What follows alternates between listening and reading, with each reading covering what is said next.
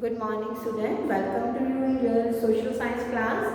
As you know, in our last classes, we started our chapter political parties, and in that part, which we covered so far, we completed the meaning of political parties, characteristics or features of party, what are the components of party, and what is the necessity of party, and how many parties should we have, what are national, state party, and the challenges to political party. As in the last class, we completed the challenges to political party. The parties are facing so many challenges like lack of internal democracy, then dynastic succession, then role of money and muscle power, and lack of meaningful choice to voters. So how the parties can be reformed? What are the reforms being made so far, or what suggestions can be given to reform the parties? This is the part which we will cover today. So first we will complete here today the how can parties be reformed. The parties को कैसे जो reform किया जा सकता है, what suggestions can be given to reform party and what steps have been taken. वो क्या steps हैं जो कि इलेक्शन कमीशन के द्वारा उठाए गए हैं पार्टीज को रिफॉर्म करने के लिए, और अभी क्या सजेशन देते हैं पार्टीज को रिफॉर्म करने के लिए. तो क्या स्टेप्स उठाए गए हम आज पहले उसकी बात करेंगे. सबसे पहले है एंटी डिफेक्शन लॉ, सेकेंड है फाइलिंग ऑफ एफिडेविट, थर्ड है steps taken by Election commission. तो आप सब बच्चे इन हेडिंग को अपनी कॉपी में लिखेंगे इस आंसर के लिए कि what steps have been taken by the parties by the election commission to reform the party. What steps have been taken by the election commission to reform party. तो सबसे पहले है एंटी डिफेक्शन लॉ. देखिए defection क्या होता है, what is meant by defection. This is a one term given in your book. Defection means changing party loyalty from one party on which a person got elected to a different party. अगर एक person अपनी party जिससे वो elect होता है और फिर change कर लेता है अपनी पार्टी को, किसी दूसरी पार्टी को ज्वाइन कर लेता है, जिसको हम हिंदी में दल बदलना भी कहते हैं, दल बदल, वो कर लेता है तो उसको हम डिफेक्शन का नाम देते हैं. तो एंटी डिफेक्शन लॉ. देखिए हमारे इंडिया में क्या ट्रेंड रहा कि इन अप टू 1980s तक की बात हम करें स्पेशली, तो 1980s तक leaders of the party they maximum time they change their party. वो अपनी पार्टी बदल लेते थे जैसे ही उनको लगा कि नहीं ये पार्टी अब ज़्यादा जीतने के चांसेस नहीं है, दे चेंज द पार्टी. तो एक ट्रेंड था इंडिया के पॉलिटिक्स में, और एक मुहावरा भी उसी के नाम पे हुआ, आया राम गया राम. आया राम गया राम मीन्स कि एक पर्सन था हरियाणा स्टेट जो लेजिस्लेटिव असेंबली से एक एमएलए जिसका नाम था गयाराम. तो जैसे गयाराम ने अपनी पार्टी बदली तो उसी के नाम पे ये बात शुरू हो गई, आया राम गयाराम, मतलब एक पार्टी को जाना आना और उस पार्टी को छोड़कर दूसरी को ज्वाइन करना. लेकिन इसको बोलते हैं डिफेक्शन. तो लेकिन अब हमारी इलेक्शन कमीशन ने जो पार्टीज को रिफॉर्म करने के लिए किया कि एंटी डिफेक्शन लॉ पास किया गया. What is this anti defection law? 1980s में डिफेक्शन लॉ को पास किया गया. इसके अकॉर्डिंग इफ एनी एमपी और MLA changes party, he or she will lose the seat in the legislature.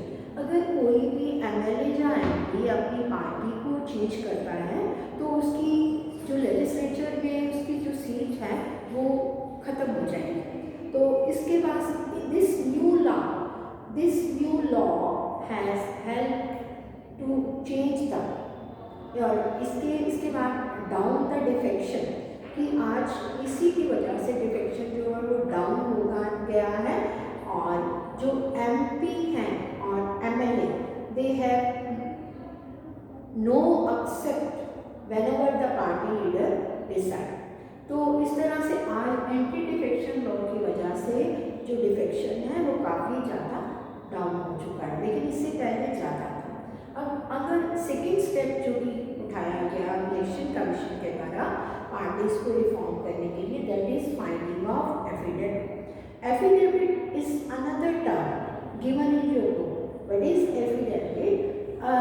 That is a signed document which is submitted to an officer। एक sign document जो कि एक officer को submit करना पड़ता है, where the person makes a sworn statement regarding her personal information, कि ये जो पर्सनल इंफॉर्मेशन है वो ठीक है, उसके लिए एक साइंड डॉक्यूमेंट को एक ऑफिसर से साइन करवा के एक पर्सन को देना पड़ता है, तो उसको एफिडेविट का नाम दिया जाता है। तो अब Supreme Court passed an order to reduce the influence of money and muscle power. जैसे कि हमने अपनी लास्ट क्लास में बात की थी कि इंडिया की पॉलिटिक्स में मनी और मसल्स पावर का बहुत इंपॉर्टेंट रोल है। Money is spend too much in the election, तो in order to reduce the influence of money and muscle power, election commission pass the one resolution, pass the one एक order के according उनके कि अब हर candidate को अपना एक affidavit भरना पड़ेगा इलेक्शन कंटेस्ट करने से पहले। इलेक्शन कंटेस्ट करने से पहले एक पार्टी के जो लीडर्स हैं, पार्टी का जो एक कैंडिडेट है, उसको एक अपना एफिडेविट भरना पड़ेगा जिसके अंदर उसको अपनी पूरी प्रॉपर्टी की डिटेल देनी पड़ेगी और कितने क्रिमिनल केसेस उसके अगेंस्ट पेंडिंग है, इन सब का रेफरेंस भी देना पड़ेगा। आज इस न्यू सिस्टम की वजह से, this new system had made a lot of information available to the public. आज पूरा जब भी इलेक्शन होते हैं, हर इलेक्शन से पहले न्यूज़पेपर में, मैगजीन्स में, रेडियो, टीवी, सब जो मास मीडियाज हैं उनके थ्रू कैंडिडेट कितने हैं, उनकी कितनी प्रॉपर्टी है, कितने उनके प्लॉट्स हैं, कितने उनका बैंक बैलेंस है, सब कुछ जो है वो पब्लिक को सामने जो क्लियर हो जाता है।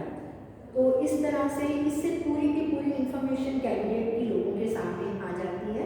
तो आज इसी की वजह से मनी एंड मसल का रोल जो है वो कम हो गया है। उसके बाद है steps taken by Election commission.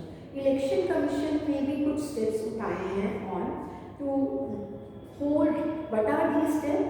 The Election Commission passed an order which make it necessary for parties to hold their organizational election। आज पार्टीज के लिए ये कंपल्सरी किया गया है कि वो अपने ऑर्गेनाइजेशन के अपने इंटरनल इलेक्शन जो है वो कंडक्ट करवाएं। जैसे कि हमने अपनी लास्ट क्लास में बात की थी कि इनके इलेक्शन ही होते काफ़ी देर तक, तो आज इलेक्शन कमीशन ने ये कहा है कि इन पार्टीज को अपनी इलेक्शन जो है इंटरनल इलेक्शन कंडक्ट करवाने हैं और साथ में अपनी इनकम टैक्स की रिटर्न भरनी है।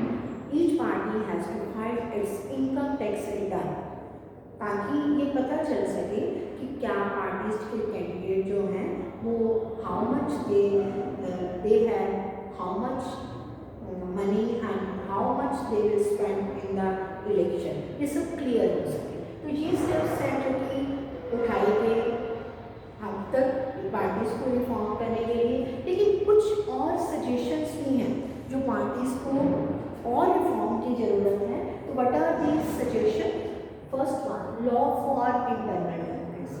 जो लोग कहते हैं कि पार्टीज को और रिफॉर्म करना चाहिए, अकॉर्डिंग टू देम, उनके अकॉर्डिंग डेमोक्रेसी जो है उसको रिफॉर्म करने के लिए क्या है कि इंटरनल डेमोक्रेसी को स्ट्रेंथन करने के लिए पार्टी के अंदर जो डेमोक्रेसी की कमी है, पार्टी की जो डिसीजन है जो कि टॉप लीडर के द्वारा लिए जाते हैं, बाकी मेंबर्स जो ऑर्डिनरी मेंबर्स हैं they are informed later on, तो और पार्टी की टाइम टू टाइम मीटिंग नहीं होती, उनकी पूरी जो कितनी अटेंडेंस है उसका रिकॉर्ड नहीं रखा जाता।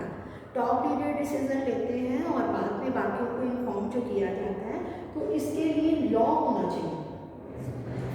internal democracy law should be there कि how many time their meeting will be there in a one time year, एक साल में कितनी मीटिंग्स होगी and how many member attended the meeting and how, but quorum कितना fix है एक party की जो मीटिंग के लिए। quorum क्या होता है कि एक मीटिंग शुरू होने के लिए इतने मेंबर का प्रेजेंट होना जरूरी है, तो उसको quorum का नाम दिया जाता है। सेकेंड वन, तो जो लोग कहते हैं कि पार्टीज़ को रिफॉर्म किया जाए, वो कहते हैं कि पार्टीज़ अगर हम रिफॉर्म करना चाहते हैं तो इसके लिए वुमेन कैंडिडेट जो हैं उनको, वुमेन कैंडिडेट को भी ऐसा टिकट देने का प्रोविज़न होना चाहिए सो दैट, देखिए आपको पता है यू रीड दिस ऑलरेडी कि इंडिया में वुमेन की रिजर्वेशन का बिल जो है 33% reservation in the central government, in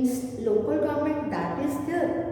local government में तो उनके लिए सीट्स रिजर्व हैं 1/3, लाइक पंचायत और म्यूनिसिपैलिटी 1/3 सीट्स आर रिजर्व होंगे, लेकिन अभी भी सेंट्रल गवर्नमेंट में उनके लिए जो एक बिल पेंडिंग है अभी तक, तो वो जो लोग कहते हैं कि पार्टीज रिफॉर्म होनी चाहिए उनके अकॉर्डिंग कि ये कितना अच्छा हो कि ऐसा प्रोविज़न कर ली जाए, ऐसी प्रोविज़न्स की जाए कि जो वुमेन के लिए टिकट्स ऐसी प्रोविज़न की जाए ताकि उनकी अच्छी बातें, जो उनकी अच्छी good qualities of women that should come in politics. So इस तरह से जो एक कोटा है वुमेन के लिए वो फिक्स कर दिया जाए in decision making bodies of the party. Parties में उनके लिए एक कितना डिसीजन कैसे लेने हैं और कितनी वुमेन है, one quota should be fix. Third one, state provision of state funding. देखिए जो लोग कहते हैं कि money and muscle is playing a very important role in India's politics, उनके अकॉर्डिंग अगर स्टेट फंडिंग कर दी जाए, स्टेट की तरफ से पार्टीज को पैसा दे दिया जाए, किस किस के लिए, for example the charges for telephone bills, petrol and जो एक ऑफिस की रिक्वायरमेंट है लाइक पेपर, पेट्रोल, टेलीफोन, ये सब चार्जेस जो हैं पार्टी को गवर्नमेंट की तरफ से फंडिंग की जाए तो then there will be the less influence of money in election parties. तो पार्टीज के अंदर फिर मनी का जो प्रभाव है, मनी का जो इन्फ्लुएंस है वो क्या हो जाएगा, थोड़ा कम हो जाएगा अगर पार्टीज को स्टेट फंडिंग की जाए।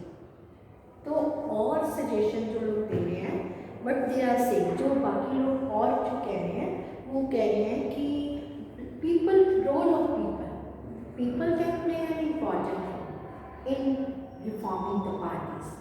कैसे, वो कैसे हो सकता है? First, the people can put pressure on the parties. Second one, ये कैसे हो सकता है कि पार्टीज के ऊपर pressure? This can be through petitions, this can be through publicity, this can be through agitations. People can put pressure on the party through agitation, through publicity and through petition। और उसके साथ साथ जो लोग कहते हैं कि पार्टीज को रिफॉर्म करना चाहिए, पार्टीज में बदलाव होना चाहिए, they should join the party. उनको जो है, अगर हम ये कहें कि लोग जो है रोल इम्पॉर्टेंट प्ले कर सकते हैं पार्टीज पे प्रेशर डाल के भी, और दूसरे तरीके से कि those who wanted the party should be reform, they should join the party. उन लोगों को पार्टीज को ज्वाइन कर लेना चाहिए so that political parties can improve. If those who want this, they should join. Those who want that the party should be reform, they should join. Because the quality of democracy depends on the degree of public or political participation। जितना public participation होगा उतनी ही democracy की जो quality है वो improve होगी। तो इस तरह से हम कह सकते हैं कि these are the suggestions which are given to improve the parties, कि पार्टीज़ को कैसे इम्प्रूवमेंट उनमें हो सकती हैं। कुछ सजेशंस तो हो चुकी हैं, जो कुछ रिफॉर्म हो भी चुके हैं इम्प्लीमेंट, और कुछ सजेशंस भी अभी दी गई हैं। तो in this way the the parties can be reformed. तो ये था हमारा चैप्टर का last part, how the parties can be reformed. With this, our chapter political party is complete. All of you are supposed to read the chapter full and complete the assignment, revise the work side by side, and if any doubt, ask in the doubt clearing session. और जो बच्चे doubt clearing session attend नहीं करते हैं वो सब बच्चे doubt clearing session भी अटेंड करें, ठीक है। इससे आपको बहुत फ़ायदा होगा, आपकी each and every concept will be clear to you. चलिए, thank you very much all of you.